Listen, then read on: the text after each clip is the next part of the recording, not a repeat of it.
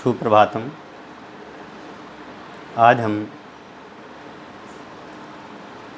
शास्त्री प्रथम वर्ष के विद्यार्थियों के लिए थोड़ा सा गुण स्थान के स्वरूप की चर्चा करेंगे। तो यह गुण स्थान क्या है, ये बात हमारे प्रश्न में चित्त में आना चाहिए। गुण स्थान क्या है? गुण स्थान एक श्रेणी है। गुण स्थान एक सीढ़ी है। जैसे हमारे लिए नीचे से छत पर जाने के लिए सीढ़ी होती है, उसी प्रकार से यह गुण स्थान होते हैं। और यह गुण स्थान जो कहलाते हैं कि मोह और योग के निमित्त से जो तारतम्य रूप अवस्था होती है, मोह और योग, जैसे यह मनुष्य है, बच्चा है, तो बच्चा पहले एक सीढ़ी चढ़ता है, फिर दूसरी चढ़ता है, फिर तीसरी चढ़ता है। ऐसे हम सभी जीव जो हैं अभी प्रथम श्रेणी में हैं, कहें कि प्रथम गुण स्थान में हैं। यहाँ पर केवल हमें मोह राग द्वेष के अलावा कोई चीज़ नहीं है।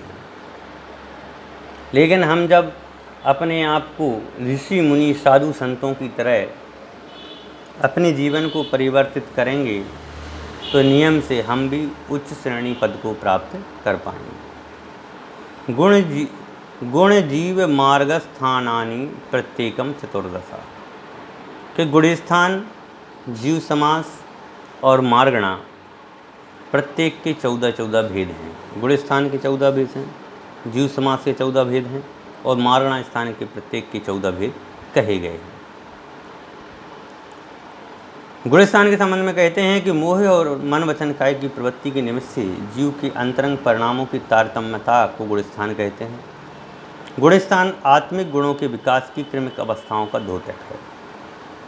यह आत्मा की अवस्थाओं को जो परिवर्तन होता है, आत्मा में जो अवस्थाएं हैं, उन आत्मा की अवस्थाओं के स्वरूप की संबंध की चर्चा इसमें गुण स्थानों में की गई है। कि जब आत्मा अपने अध्यात्म स्वरूप में प्रवृत्ति करता जाता है तो वह अनेक प्रकार से 14वें गुण स्थान तक पहुंच जाता है। जीव के परिणाम सदा एक से नहीं रहते हैं। मोह योग की प्रवृत्ति के कारण जीव के अंतरंग परिणामों प्रति क्षण उतार चढ़ाव होता रहता है। कभी कभी हम बहुत ज़्यादा हंसते हैं और थोड़ी देर बाद हम रोने लग जाते हैं। तो यह हमारे जो परिणाम हैं, यह परिणाम हमें प्रति समय परिवर्तित होते रहते हैं। गुण स्थान आत्म परिणामों में होने वाले उतार चढ़ाव का बोध कराता है। और यह गुण स्थान जो कहे गए हैं, यह आत्मा के उतार चढ़ाव, आत्मा के स्वरूप को चढ़ने उतरने या आत्मा के में वृद्धि हानि आदि का भान कराता है। गुण स्थान जीव के निर्मोह दशा की व्याख्या करता है। यह संसार और मोक्ष में अंतर स्पष्ट करता है। गुण स्थानों के आधार पर जीवों को बंध अबंध का भी पता चलता है। और गुण स्थान आत्मविकास का दिग्दर्शक भी है।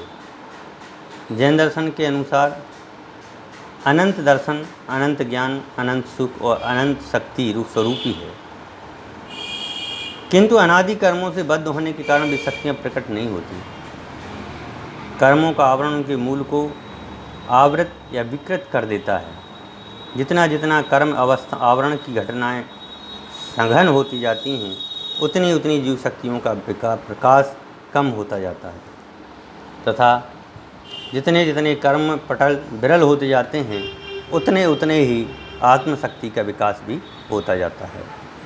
जीवों के उतार चढ़ाव के अनुसार आत्मिक शक्तियों का विकास और ह्रास होता है। यूँ तो परिणामों के उतार चढ़ाव की अपेक्षा आत्म विकास का आरोहण और अवरोहण के अनंत विकल्प संभव हैं। फिर भी परिणामों की उत्कृष्टता और जघन्यता की अपेक्षा से यहाँ पर भेद किया गया है। तो इन गुण स्थानों जी समासों मारड़ा स्थानों की अपन चर्चा क्रमशः करेंगे और इसका विषय अपन कल देखें। धन्यवाद।